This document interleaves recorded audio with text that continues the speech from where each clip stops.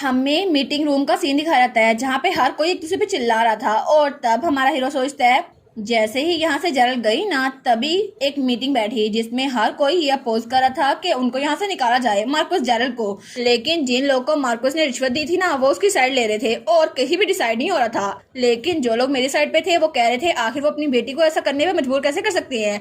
और तब हमारा हीरो वहां पे बिल्कुल खामोश बैठा हुआ था। वो सोचता है ये सारे लोग एक दूसरे पे उंगलियां उठा रहे हैं लेकिन कितना डिस्गस्टिंग लग रहे हैं ना। अच्छा हुआ मैं आज कैलिब को यहाँ पर लेकर नहीं आया, लेकिन ये लोग कितनी तरह बुरे हैं। और अगर ऐसा ही हुआ तो मैं बेबीलोन फैमिली का इन्फ्लुएंस यहाँ से निकाल नहीं सकता, लेकिन मैं उसको कम तो कर सकता हूँ ना, है ना। और तब अपना सर पकड़ लेता है। वो सोचता है लेकिन मुझे लगता है कि ये जल्दी होने नहीं वाला।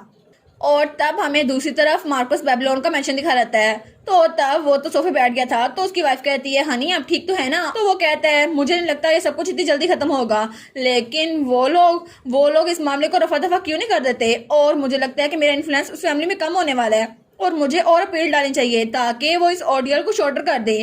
तो तब वो सोचता है आखिर ये सब कुछ ऐसा हो क्यों गया। मैं तो पूरी उम्मीद कर रहा कि वो लोग मेरी बात मान जाएंगे, लेकिन फिर भी डेफिनेटली वो मेरी अपील को कंसीडर करेंगे ना। लेकिन तभी वहां पर कागजात फेंकता है। वो कहता है ऐसा कैसे हो सकता है, उन्होंने मेरी अपील को देखा भी नहीं। तो उसका एडवाइजर कहता है जी सर, जैसे उन्होंने आपकी फैमिली का नाम देखा ना उन्होंने लेटर पढ़ा ही नहीं और उसको फेंक दिया। तो वो कहता है क्या उसकी इतनी हिम्मत कि मेरी अपील को इग्नोर कर दे, लेकिन सच में मैं उसका अंकल लगता हूँ, वो मेरे साथ ऐसा कैसे कर सकता है। तो तब वो कहता है मार्क्विस और ग्रैंड प्रिंस की तरफ से एक मैसेज भी आया है। वो कहता है एक मैसेज। तो वो कहता है जी बिल्कुल, उन्होंने लिखा था कि अपील 15 दिन तक घटा दी गई है, लेकिन अगर आप जो हरकतें कर रहे हैं वो करते रहे ना तो वो अपील वो कैंसिल कर दी जाएगी और 30 दिनों तक ये सेंटेंस बढ़ा दिया जाएगा। तो वो कहता है सच में, आखिर ऐसा कैसे कर सकता है, और सारे कागजात उठा के फेंक देता है। तो तब उसकी वाइफ और बेटी वहां पर आती है। वो कहते हैं यहाँ पर हो क्या रहा है। तो वो कहता है वो लड़का आखिर उसकी हिम्मत कैसे हुई, उसको इस फैमिली में लाने में मैंने हेल्प की थी, वो तो मेरी बहन का बेटा भी नहीं है, लेकिन कैसे मुझे यहाँ से मक्खी की तरह बाहर निकाल रहा है, मैं उसको छोड़ूंगा नहीं। आखिर उसकी हिम्मत कैसे हुई, वो लोग और वो उस लड़की को यहाँ पर ले आया, मैं उसको इस बात पे मजबूर कर दूंगा कि उसको पछतावा हो। और इस तरह जेरल के फायर होने के एक हफ्ते बाद का सीन दिखा रहता है और ग्रैंड प्रिंस का ऑरा बिल्कुल चेंज हो गया था। और तब हमारी हीरोइन अपनी मेट के साथ वहां पर आ रही थी और वो स्माइल कर रही थी, लेकिन जब वहां पर देखती है ना तो वहां पे हमारा कैलिब अपनी न्यू टीचर के साथ था। वो सोचती है कैलिब तो कितना ज्यादा खुश लग रहा है ना। तो तब उसकी बेट कहती है कितना ज्यादा अच्छा लग रहा है ना कि सर कैलिब इतना ब्राइट लग रहे हैं, मैं बहुत ज्यादा खुश हूँ। तो हमारी सोचती है हाँ बिल्कुल, कितने अच्छे से बात कर रहा है अपने न्यू टीचर से। तो तब वो भी बहुत ज्यादा खुश हो जाती है। वो सोचती है कैलिब के लिए तो बहुत ज्यादा चीजें चेंज हो गई हैं, है ना। तो तब अपनी मेट से कहती है ठीक है मैं बाद में मिलूंगी। और वो सोचती है जब मैं कैलिब से पहली बार मिली थी ना तो कितना ज्यादा चुप रहता था और कभी भी अपनी इमोशन एक्सप्रेस नहीं करता था, लेकिन अब वो कितना खुल के मुस्कुराता है ना। और दोनों भाई आपस में अच्छे से रहने लग गए हैं। लेकिन वो सोचती है भाई, अरे हाँ मैंने तो उसका भाई सेड्रिक देखा ही नहीं है, पता नहीं इतने दिनों से वो कहाँ पर है, इतना बिजी होता है मुझसे मिलता ही नहीं है। लेकिन सच में मुझे उसके बारे में कुछ भी नहीं पता। और वो सोचती है वैसे भी ओरिजिनल स्टोरी में तो उसके बारे में कुछ बताया ही नहीं गया था, तो मुझे लगता है वो अपने बारे में ज्यादा बात भी नहीं करता। तो मेरे बारे में यही है ना, मेरे बारे में किसी को कुछ नहीं पता। लेकिन ये कॉन्ट्रैक्ट मैरिज है भी, फिर भी हमें एक दूसरे के बारे में पता होना चाहिए। और तब उसके ऑफिस पहुंच गई थी। वो कहती है ठीक है तो ये सारा काम मैं तुम पे छोड़ता हूँ एडविन। तो एडविन कहता है जी सर, और वहां से चला गया था। तो वो कहता है ऐसा लगता है कि वेटरनरी टायर बिल्कुल हैंडल हो गया है, तो अब जो बचा है ना उसको हम कल और परसों के लिए छोड़ देते हैं। वो कहती है सच में सब कुछ हो गया। और वो सोचती है फिर भी ये सब कुछ कितना जरा मुश्किल था ना, और मैं तो बिल्कुल थक चुकी हूँ कपड़ों की शॉपिंग कर करके और हर चीजें खरीद कर।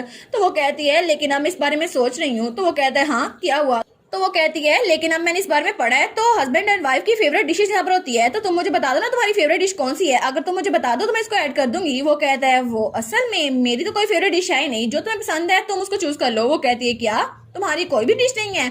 वो कहता है हाँ बिल्कुल, लेकिन अभी तक मैंने तुम्हें बताया नहीं है ना। एरिया की बहुत ज्यादा लेट हो गया है, लेकिन मुझे तुम्हें बताना चाहिए असल में मेरी पांचों सेंस है वो थोड़ी थोड़ी करके पैरालाइज हो रही हैं और इसकी वजह से मुझे किसी चीज का टेस्ट महसूस नहीं होता। वो कहती है क्या। तो वो कहता है ये इतना बड़ा मसला नहीं है, वैसे भी मेरी बाकी सेंसेस बिल्कुल ठीक है लेकिन थोड़ी थोड़ी डल हो रही हैं, और जो खाना मेरे सामने आता है ना मैं उसको एंजॉय नहीं कर पाता, बस उसको खा लेता हूँ, उसका टेस्ट मुझे महसूस नहीं होता। तो वो सोचती है ये सच में ऐसे ही कह रहा है। अरे हाँ ये तो बिल्कुल ठीक है, क्योंकि जो कर्ज उसको मिला था ना उसकी वजह से पहले एक एक करके उसकी सारी सेंसेस वो कम हो रही थी और उसके बाद वो बिल्कुल खत्म हो गई और वो इटर्नल स्लीप में चला गया, और इस तरह ये बिल्कुल नाकाम हो गया और फिर कैलिब विलन बन गया।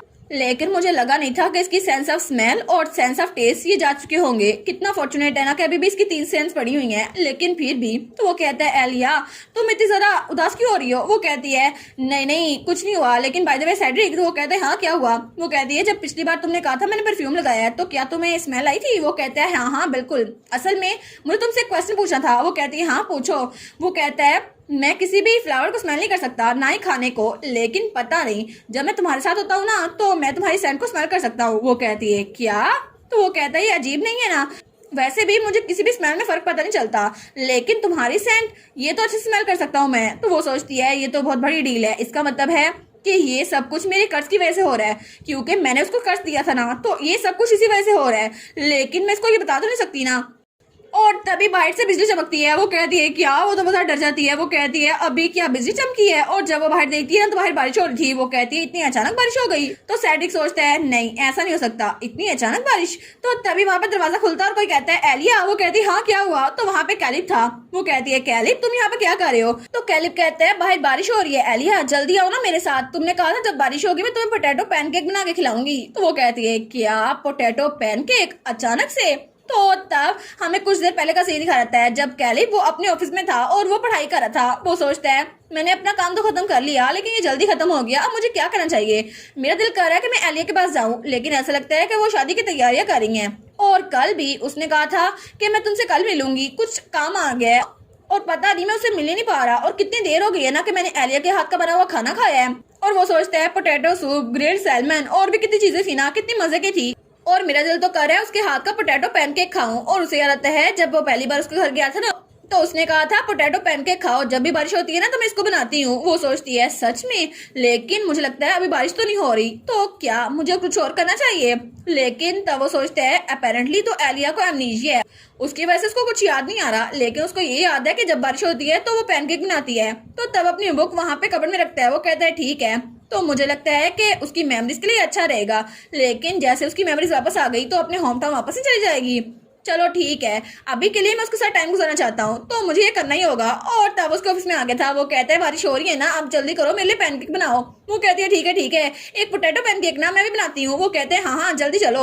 तो वो कहती है लेकिन अभी क्यों? वो कहता है तुमने कहा था ना बारिश होगी तो, और देखो ना बारिश हो रही है, इसलिए तुम्हें भाग के चलाया। वो कहती है ओके, लेकिन वो सोचती है मुझे पता नहीं था कि बारिश होने वाली है। तो वो तो बड़ा खुश था। वो कहता है चलो ना जल्दी करो। तो उसको उठा लेती है। वो कहती है ठीक है, तो चलो हम लोग किचन में चलते हैं, मैं तुम्हारे लिए एक मजेदार सा पैनकेक बनाती हूँ। वो कहता है सच में? तो तब कैलिब कहता है भाई आप भी आ रहे हैं ना, आजकल तो आप खाना ही नहीं खा रहे, ऐसा लगता है आपको भूख नहीं लग रही। तो वो कहता है असल में तो हमारी उससे आंखों से कहती है तुमने इसको बताया नहीं? तो वो कहता है नहीं मेरे पास टाइम ही नहीं था। तो वो सोचती है ठीक है अब इसको बताना तो चाहिए। तो तब कैलिब कहता है लेकिन कोई बात नहीं ना, एलिया के पोटैटो पैनकेक बहुत अच्छे होते हैं, आपकी भूख भी वापस आ जाएगी। वो कहता है अच्छा। तो वो कहता है कैलिब क्या ये बारिश जिस वजह से हुई है उसके पीछे तुम हो? तो वो कहता है क्या? तो वो कहता है नहीं नहीं कुछ नहीं, चल चलते हैं। और उसके बाद वो लोग किचन में आ गए थे और हमारी हीरोइन शेफ के साथ खाना बना रही थी। तो तब कैलिब और वहां पे सेड्रिक बैठे हुए थे। तो शेफ कहता है ये डिश इसमें तो बहुत ज्यादा ऑयल यूज होता है। वो कहती है जी जी बिल्कुल, मैं फ्राइड पैनकेक्स बना रही हूँ। वो कहता है फ्राइड पैनकेक्स, ये तो बहुत ही ज्यादा अजीब है। वो कहती है जी जी ऑयल की वजह से ये बहुत ज्यादा क्रिस्पी बन जाते हैं, आपको भी मजा आएगा अगर आप इसको टेस्ट करके देखेंगे। और वो सोचती है मुझे लगा था ये अपसेट होगा कि मैं इसका किचन यूज कर रही हूँ, लेकिन तब वो कहती है देखे ना खाना बन गया। और तब वो पैनकेक्स लेकर उन दोनों के पास आती है। वो कहती है देखो ना बन गया। तो हमारा कैलिब कहता है सच में? तो तब वो कहता है ये पोटैटो पैनकेक इनकी तो शेप डिफरेंट है ना जो तुमने पिछली बार बनाए थे। वो कहती है हाँ हाँ वो मैंने ग्रिल किए थे और इसको मैंने फ्राई किया है और तुम इसको खा के देखो। तो वो कहता है थैंक यू सो मच। और तब जब उसको खाता है ना वो कहता है ये कितनी जरा मजे के है ना एलिया, ये पोटैटो पैनकेक तो बहुत ज्यादा डिलीशियस है। वो कहती है सच में? तो वो कहता है भाई आप भी खाए ना, देखे ना मजा आएगा। तो तब वो कहते हैं अच्छा। और वो सोचते हैं वैसे भी मुझे टेस्ट तो आने नहीं वाला और ना ही मुझे इसकी स्मेल आ रही है, तो मुझे खा लेना चाहिए। तो हमारी हिरन फुसफुसा के कहती है नहीं तुम्हें नहीं खाना चाहिए, लेकिन जब उसको देखते हैं ना तो वो कहता है इट्स ओके, मुझे इसकी आदत हो गई है, वैसे भी मुझे बस इसको चखना ही है। तो वो सोचती है अच्छा लगता है कि इसको इसकी आदत पड़ी हुई है। तो तब वो सोचती है लेकिन असल में एलिया वो कितनी जरा बुरी होगी ना कि उसने ये सारा मैजिक इस पे किया है, आखिर वो इसको कर्ज कैसे कर सकती है? मैं तो बहुत ज्यादा अनकंफर्टेबल हो रही हूँ कि मुझे पता है ये सब कुछ मैंने किया था, लेकिन फिर भी। तो तभी सैडिक उसको चेक करता है। वो कहता है क्या? और तब उसके हाथ से वो कांटा नीचे गिर जाता है। वो कहते हैं ओ माय गॉड। तो हमारी कहती है क्या हुआ तुम्हें? तो तब वो कहती है सेड्रिक, तो कैलिब कहता है भाई क्या हुआ? तो तब वहाँ पे शेफ आता है, वो कहते हैं पॉइजन, ये पॉइजन हो सकता है। तो कैलिब कहता है बकवास ना करो, ये पॉइजन नहीं है, मैंने भी खाना खाया है। तो हमारी सोचती है अरे नहीं, अगर ये पॉइजन हुआ ना तो मैं तो जेल में गई, पक्का गई। लेकिन तभी वो कहती है हमें डॉक्टर को बुलाना चाहिए। तो तब सेड्रिक कहता है 1 मिनट रुको, कुछ भी अजीब नहीं हुआ। तो वो कहती है तुम ठीक तो हो ना? वो कहता है हाँ मैं ठीक हूँ, लेकिन असल में मैं इस खाने को टेस्ट कर पा रहा हूँ बहुत सालों बाद, लेकिन मैं इस खाने को टेस्ट कर पा रहा हूँ। तो वो कहती है क्या तुम इस खाने को टेस्ट कर पा रहे हो, लेकिन कैसे? और वो सोचती है कहीं ये फेरी के कर्ज की वजह से तो नहीं कि मेरे हाथ का खाना ये टेस्ट कर पा रहा है। लेकिन अगर ऐसा ही हुआ ना तो इसको शक पड़ जाएगा कि मैं ही वो फेरी हूँ जिसने इसको कर्ज दिया था, फिर क्या होगा? और इसी के साथ ये वाला पार्ट यहीं पर ख़त्म। तो आप लोग बताइएगा आप लोग को ये पार्ट कैसा लगा, और वीडियो को लाइक और चैनल को सब्सक्राइब लाजमी कीजिएगा। बाकी वीडियोस का लिंक भी स्क्रीन पर नज़र आ रहा होगा, तो काइंडली उनको भी चेकआउट कर लें। और thank you so much for watching my videos. Stay safe, bye bye.